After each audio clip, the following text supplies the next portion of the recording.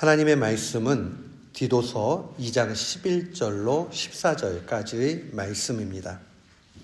하나님의 말씀 디도서 2장 11절부터 14절까지의 말씀.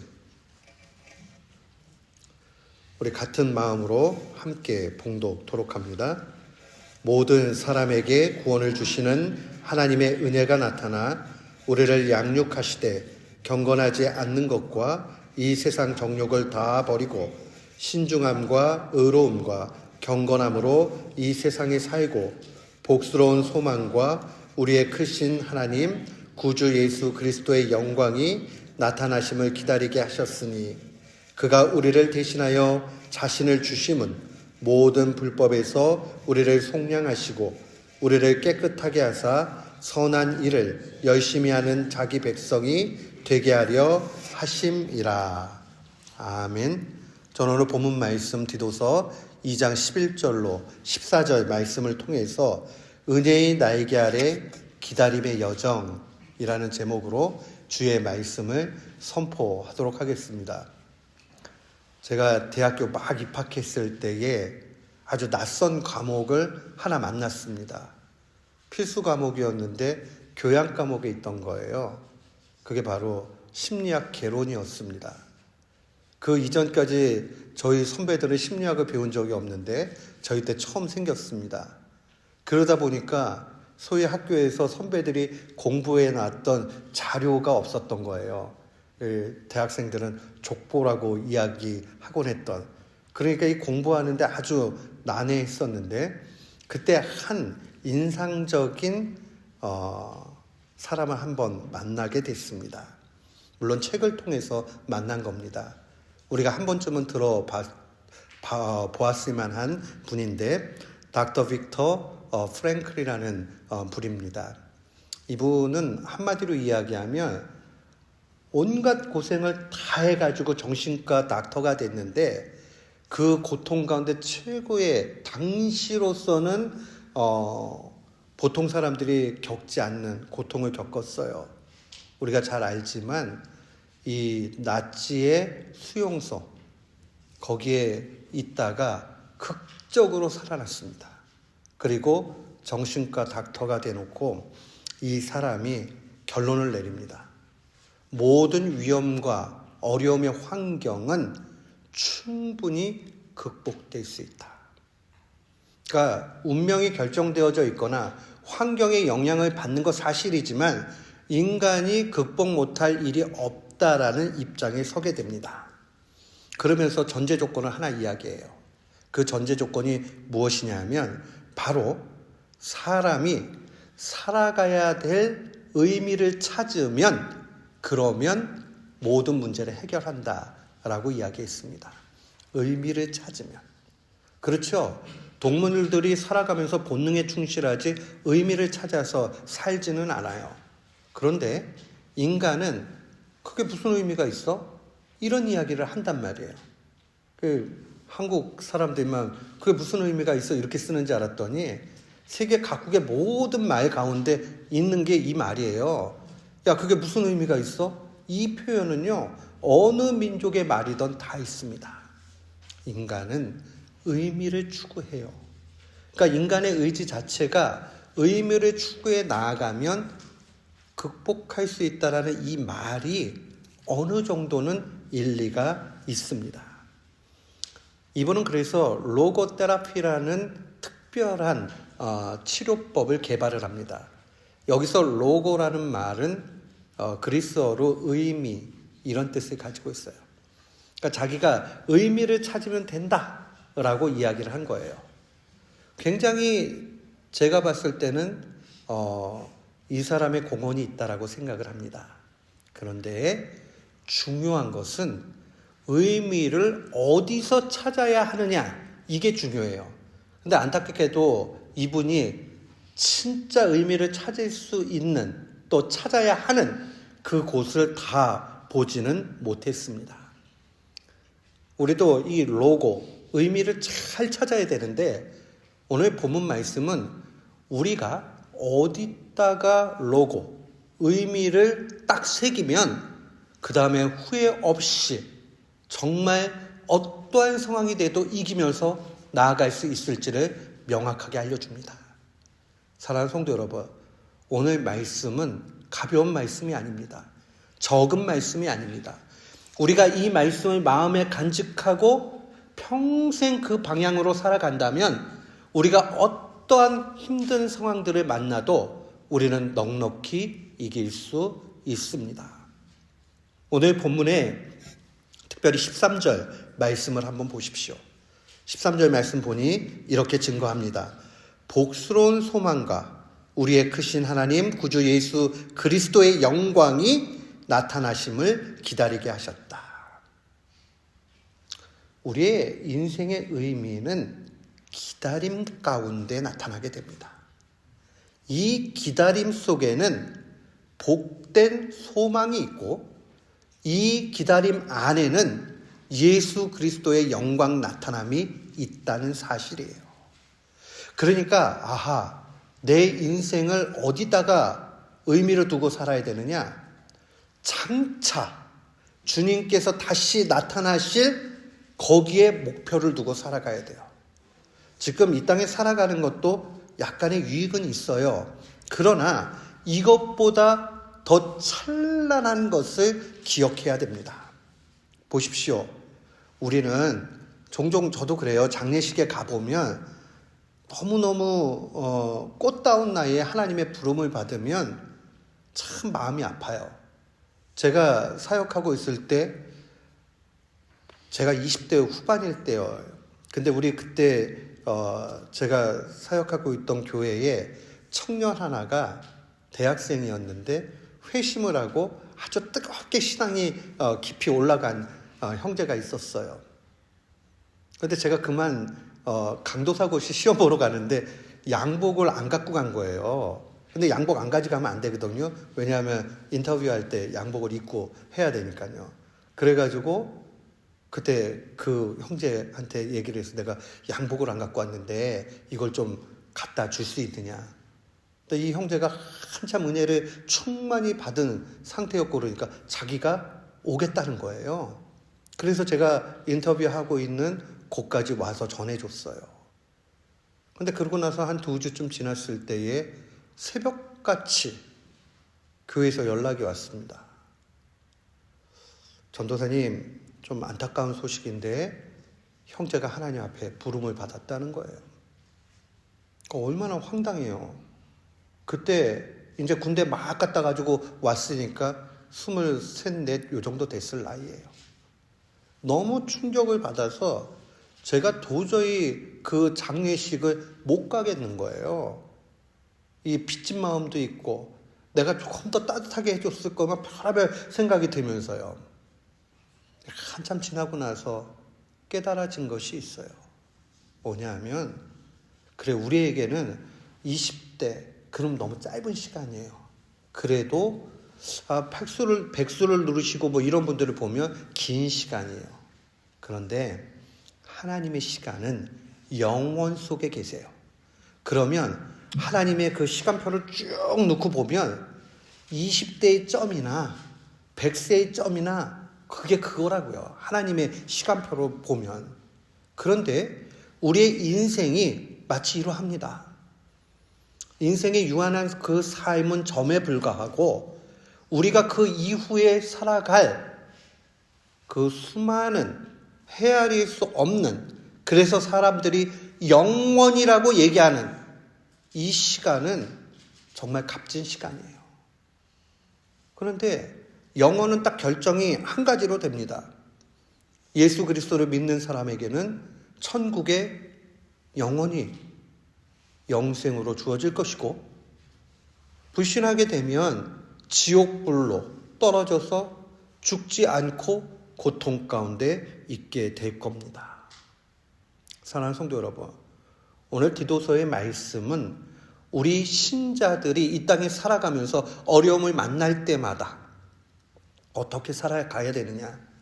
단순해요. 장차 임하실 주님의 그 상황들을 바라보고 위로받고 살라는 겁니다.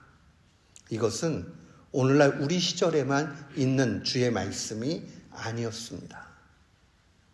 제가 종종 설교 시간에 아우구스티누스에 대해서 많이 이야기를 하는데, 어거스틴의 그 글들과 또 생애들을 보다 보면 그가 하나님을 보았다 하는 그런 표현들이 많이 나타나요.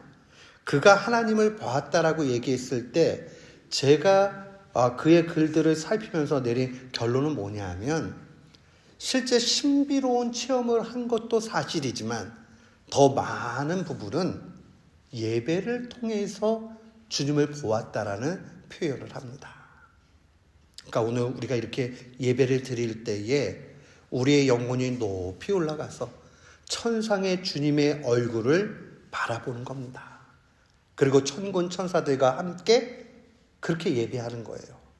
우리는 2024년 12월 8일 이렇게 시간이 고정되게 있지만은 천상에 올라가게 되면 시간을 초월하게 되죠.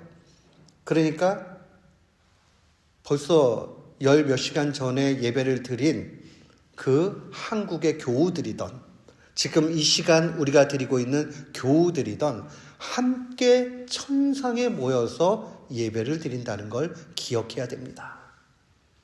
그러니까 천사들의 오케스트라가 같이 울려 퍼지는 가운데 그렇게 예배하는 거예요. 이거 제가 지어낸 얘기로 그렇게 드리는 말씀 아닙니다. 신자들은 언제나 영혼을 꿈꾸고 영혼을 경험하고 그 가운데 주님을 바라보면서 나아갑니다. 주님은 그 일들을 통해서 우리를 주의 손길로 이끌어 가십니다. 그러면 그 예수 그리스도의 영광의 광채를 우리는 보게 됩니다. 왜 이렇게 이야기하느냐? 우리가 이 땅에 분명히 시공간에 제약을 받으면서 살아가지요. 그 살아가는 동안에도 주님이 함께 하시는 것을 느끼게 됩니다. 그리고 주님께서 확신을 주시고 우리가 참된 길로 갈 수 있도록 인도해 주신다 하는 것을 알게 됩니다. 많은 사람들은 착각해요. 어려움을 만나면 이것을 맞서서 싸우면 이길 수 있다. 극복 못할 것은 없다. 제가 미국 와가지고 사역하면서 어떤 분들이 그래요. 뭐 요즘에 신경쇠약 하신 분들 많이 있고 공황장애도 오고 막 이렇게 얘기하면 어떤 분들은 그래요. 그러니까 정신머리가 빠져가지고 그렇다고, 썩어가지고 그렇다고. 물론 어른들 가운데 그렇게 말씀하시는 의도를 모르는 건 아니에요. 왜냐하면 한 60년대 70년대 이민 오신 분들은 훨씬 많은 고생을 지금보다 하셨으니까 정신머리가 없으니까 그런 거다라고 뭐 야단치시는 그 심정은 이해는 가지만 그게 병리적으로 얼마든지 그럴 수 있잖아요. 그런데 이런 어려움들을 이길 수 있는 첫 번째 근간이 되는 건 뭐냐 하면 우리가 주님을 온전히 바라보고 그의 진리의 빛에 인도함을 받을 때 가능합니다. 아이를 기르면서 깨닫게 되는 게 많이 있죠. 같은 부모 밑에서 났어도 너무 다르다. 그 다음에 정답이 없다. 이번 케이스는 이렇게 했는데 잘 안 됐고, 그래서 그걸 교훈 삼아가지고 다음 케이스에 이렇게 해야지 했는데 그것도 안 맞을 때가 있어요. 그렇기 때문에 우리는 순간순간 진리의 인도함을 받지 않으면 한순간도 살아갈 수가 없습니다. 그 불안해요. 야, 이거 뭐 잘 되겠나? 이런 생각이 들어요. 그러나 주님을 바라보고 온전케 하시는 주님을 의지하고 나아가게 되면 그 다음엔 점점 이러한 어려움에서 벗어나는 것을 보게 됩니다. 사랑하는 성도 여러분, 우리가 기억해야 되는 것은 주님이 다시 이 땅에 오신다는 이 재림신앙을 갖는 것입니다. 재림신앙을 갖게 될 때에 우리의 삶은 변하게 되어 있습니다. 12절 말씀 보십시오. 주님께서 우리를 양육하시되 경건하지 않는 것과 이 세상 정욕을 다 버리고 신중함과 의로움과 경건함으로 이 세상에 살고. 현실 도피를 얘기하지 않아요. 이 세상에 여전히 살아요, 우리는. 이 세상에 살지만 이제 다르게 사는 거죠. 경건하지 않은 것, 그 다음에 정욕을 다 버리고 신중함과 의로움과 경건함으로 산다. 다른 말로 이야기하면요, 탐심을 버리고 주님과 동행하며 산다라고 한마디로 요약할 수 있습니다. 우리가 이 땅의 것 전부 다 아니고 주님 다시 오신다 하는 이 기대를 가지고 살게 될 때에 나도 모르는 사이에 내 속에 변화가 나타납니다. 그게 바로 무엇이냐? 탐심이 점점 없어져요. 그러면 진짜 편해져요. 탐심이 없어지면. 탐심 때문에 우리가 힘든 겁니다. 왜 그러죠? 욕심이 가득하니까 남이 잘 되는 걸 봐도 배가 아프고, 저 사람이 가지고 있는 거 저거 내 거 만들면 좋겠는데, 온갖 수수를 써가지고 남의 있는 걸 뺏어오려고 하는 마음, 이게 다 탐심 아니겠어요? 하나님이 주시는 거에 만족하고 살아가게 되면 탐심이 사라지게 됩니다. 이론은 알지요. 근데 실제가 잘 안 돼요. 왜 그러느냐?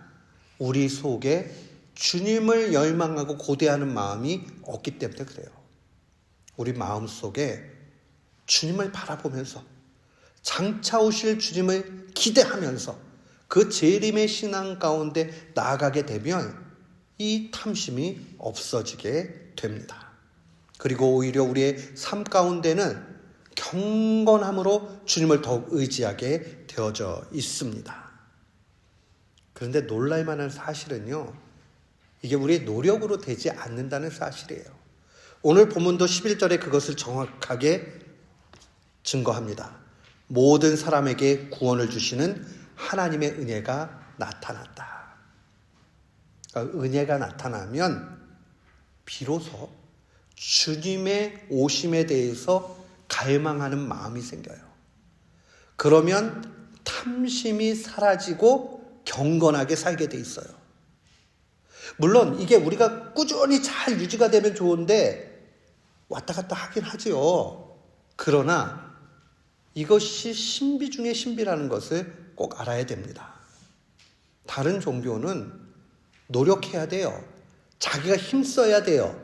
그래야지 일정 수준에 올라가요. 자기를 비우는 연습도 해야 되고, 또한 자기가 노력을 해가지고 아주 고행의 실천들이 필요해요. 근데 기독교 신앙은 1차적으로 그렇게 진행되지 않아요. 은혜를 갈망하는 데서 시작이 됩니다. 주님 앞에 은혜를 받으면 비로소 이러한 일들이 힘써 나타나기 시작을 합니다. 그리고 나서 진짜 은혜를 받으면 그 다음에 열매 맺어진 걸 보고 자기가 했다 이렇게 얘기하지 않아요. 주님이 하셨다. 이게 왜 중요하냐? 보세요. 바리새인들은요, 신앙적 열심이 있었던 사람들이에요. 그래서 세상 사람들에게 칭찬받았던 사람들입니다. 바리새인들을 손가락질하면서 얘기하는 사람들은 실제로 매우 소수였어요. 바리새인들은 존경을 받았어요. 그러나 주님은 이 땅에 오셔서 신랄하게 비판하셨죠. 왜냐? 그 속에 있는 위선을 아시기 때문이에요. 왜 위선이 있죠? 못 지키거든요. 그거 다 못 지켜요. 그러니까 자기도 어겨놓고 아닌 척하고 뻔뻔하게 있는 거예요. 성경 말씀은요, 우리의 폐부를 찔릅니다. 아주 정확하게 증거합니다.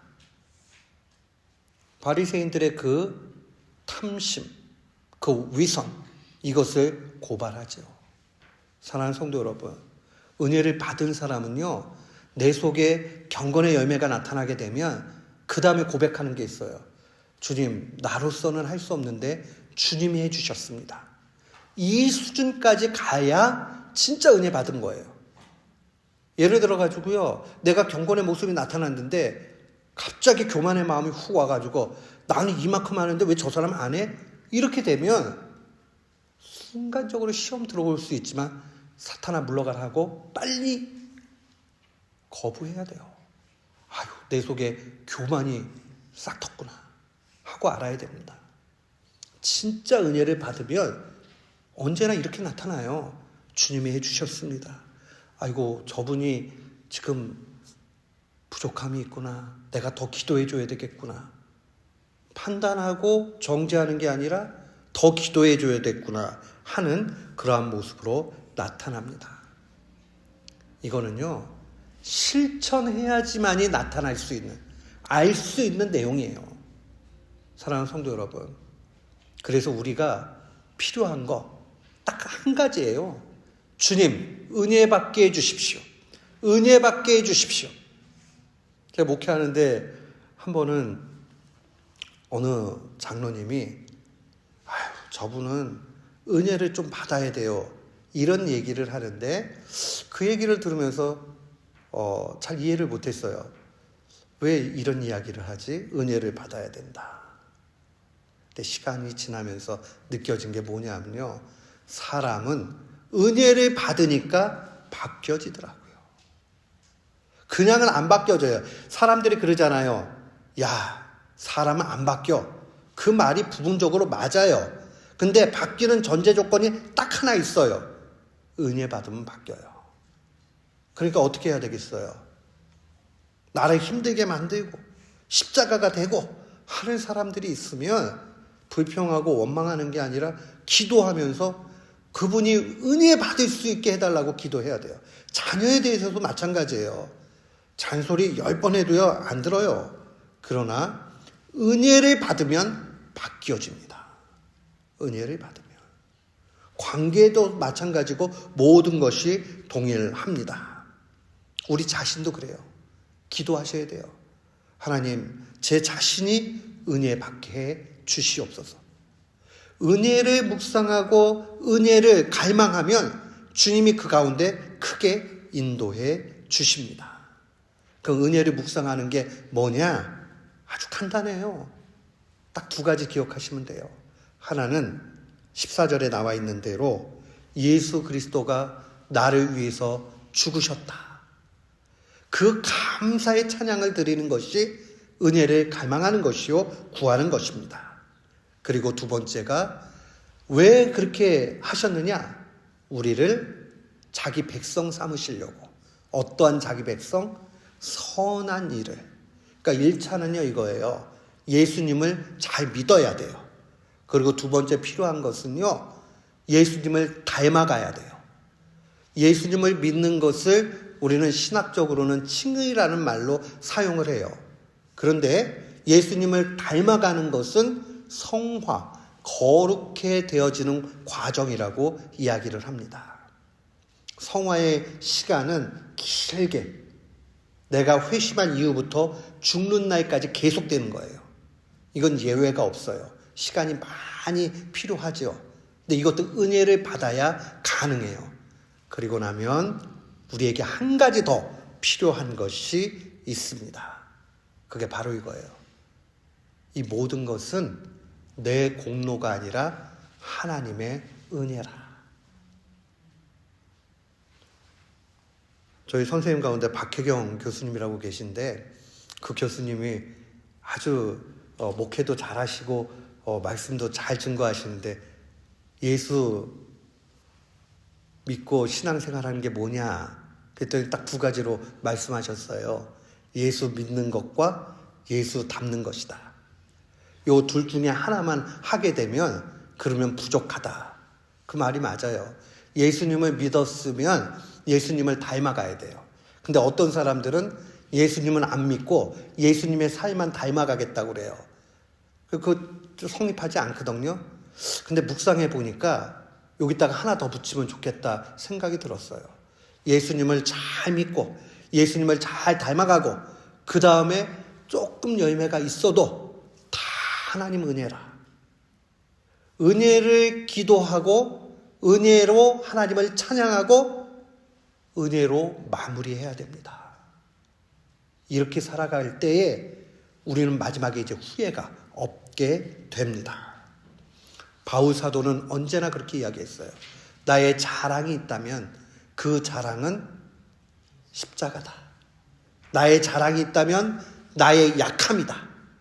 이게 신앙의 고수가 하는 이야기예요.